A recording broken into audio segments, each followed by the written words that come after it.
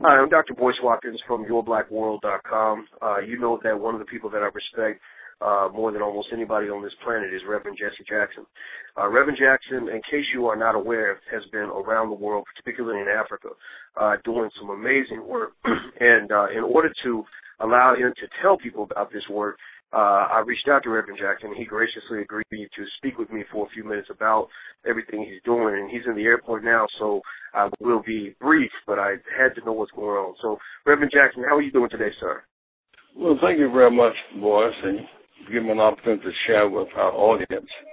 You know, we still as a nation look at Africa through the lenses of race in a very diminished and yet a modified way from slavery. We look at Africa through the eyes of colonialism, not appreciating its vastness of size and resources and what it means to America and the world.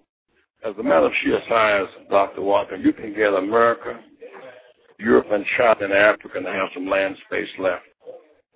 It's by far the most endowed nation continent in the world with resources. In Zimbabwe, it's gold and copper and diamonds and plutonium.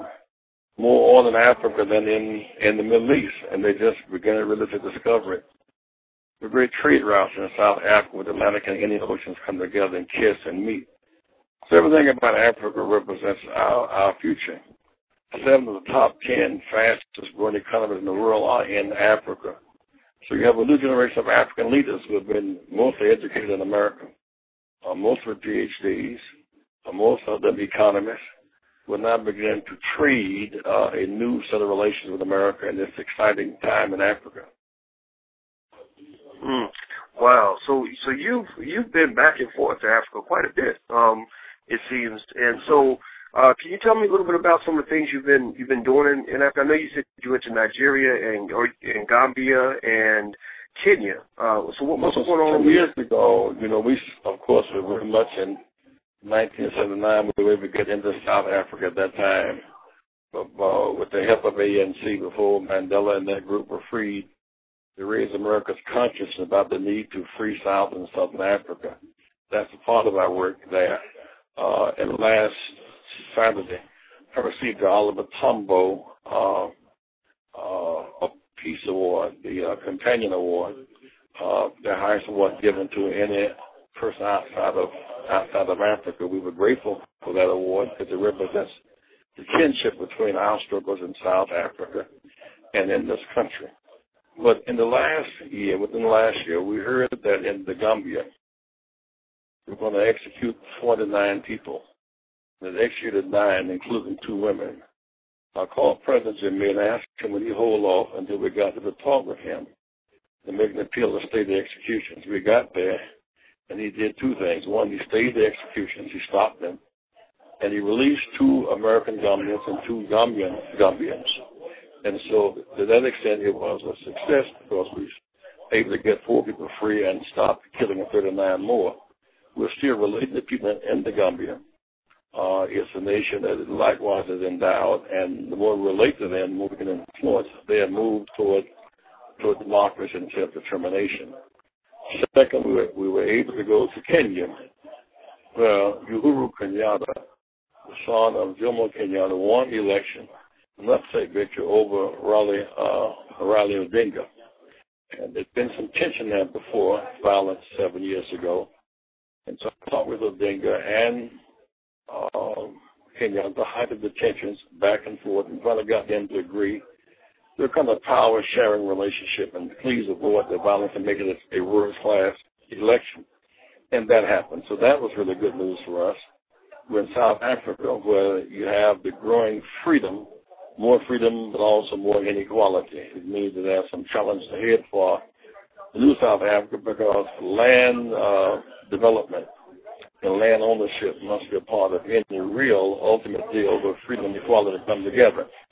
Then we went to Zimbabwe, where they've had big struggles over land reform, and they have really won that struggle over land reform. And we met with both Shagarai and President Mugabe trying to work those relations. So whatever they do, when there is peace, it is investment attractive.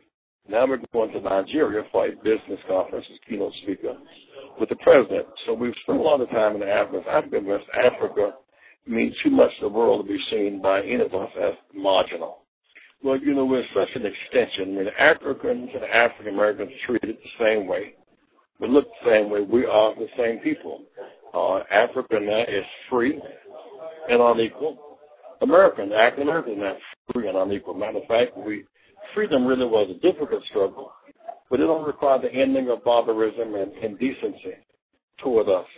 The equality involves sharing. Many of our freedom allies will not be our equality allies. They must fight for equality.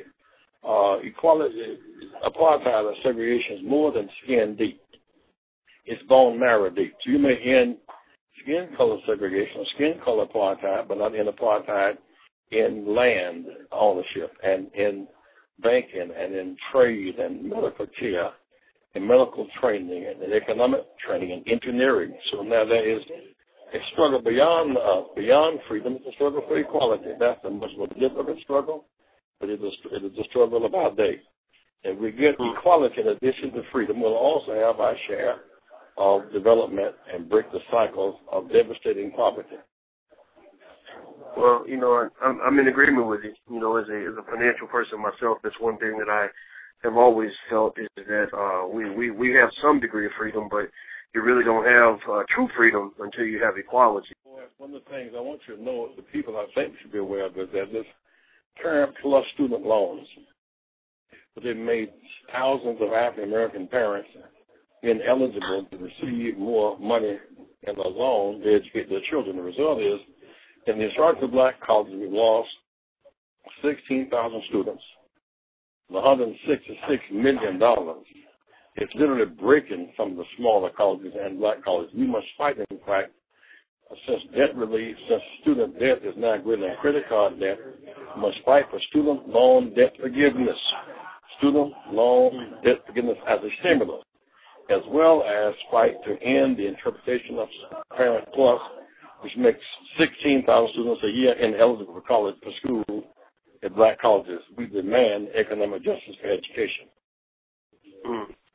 Well, I'm in agreement with you. Well, is that, let's see, I guess you're headed over to Nigeria today, correct? Indeed. I expect to come back if all goes well on this coming weekend. Okay. So please keep us in your prayers, boys. All right. Well, we will be praying for you to have a safe return, and, you know, I certainly appreciate your time. And, of course, if there's anything I can do to support what you're working on, I'm always here, my friend. Thank you. Well, being the scholar, activist you are, scholar, writer, thinker, talker, I appreciate you so much. Well, thank you. The feeling's entirely mutual, and, you know, I appreciate you clearing the path to allow people like me to even do what we do today.